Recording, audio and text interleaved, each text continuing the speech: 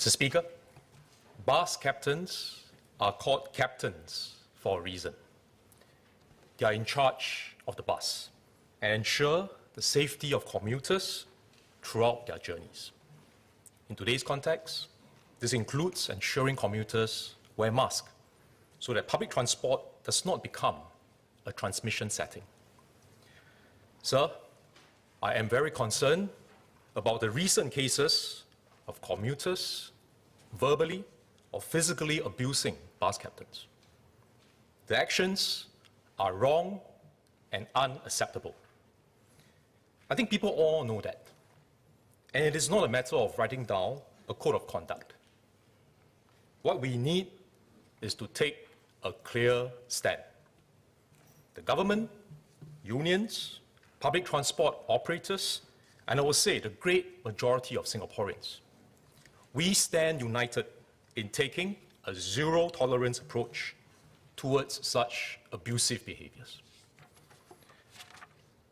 The large majority of commuters treat our public transport workers and other commuters with courtesy and respect.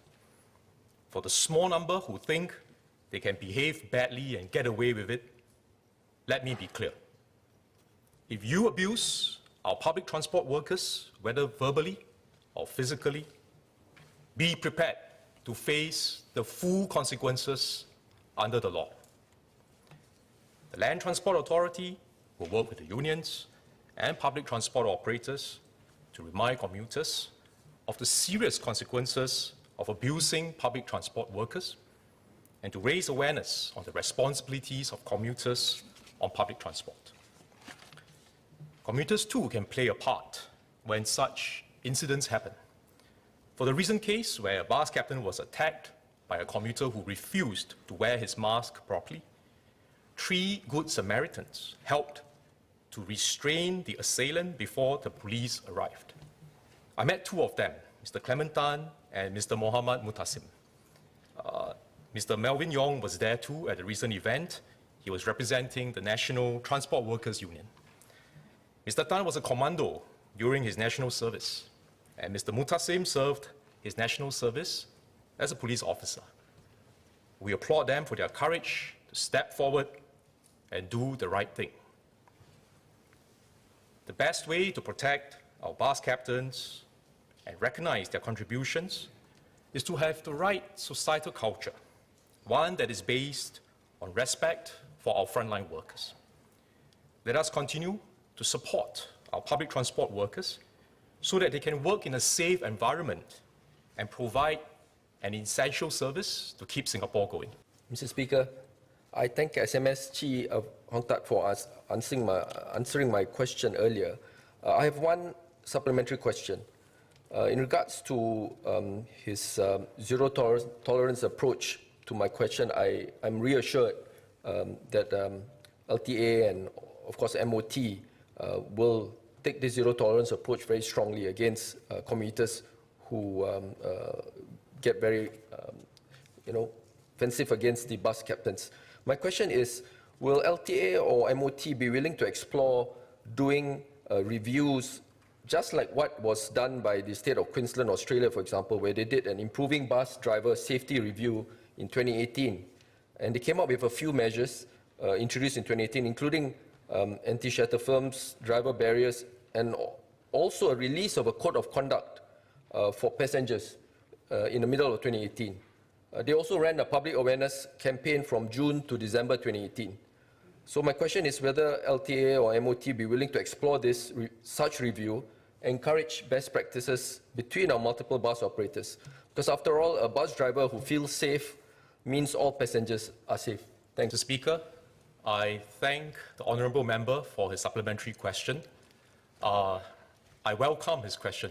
The zero-tolerance approach that we take is towards abusive behaviours by a small number of commuters. I think Mr. Satyangdi has touched on a very important point, which is that this requires the collective effort of government, operators, unions, and I will add commuters too. All of us as stakeholders in this public transport system can play our role. And I will welcome, I think, the ongoing review that we are conducting with the operators and the unions. I will welcome, I think, further suggestions on what are some of the specific measures that we can put in place to offer greater protection for our frontline workers. Thank you. Mr. Speaker, I thank the SMS for his reply and his assurance that the government takes a serious view on abuse cases against our public transport workers while on duty. I declare myself as the Executive Secretary of the National Transport Workers Union.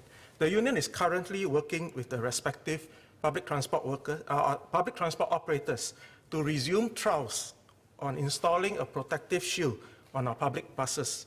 Since SMS asked what other suggestions that we may have, we aim to address the feedback and shortcomings surfaced in a previous trial in 2018, which the LTA was involved.